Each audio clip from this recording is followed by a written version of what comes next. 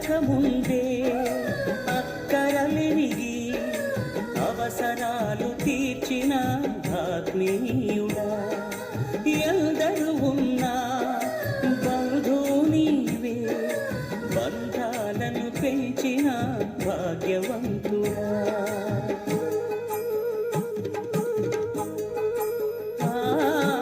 అడగకముందే అక్కరలిరిగి అవసరాలు తీర్చిన ఆత్మీయుడా, ఎందరు ఉన్నా బంధువు నీవే, బంధాలను పెంచిన భాగ్యవంతుడా.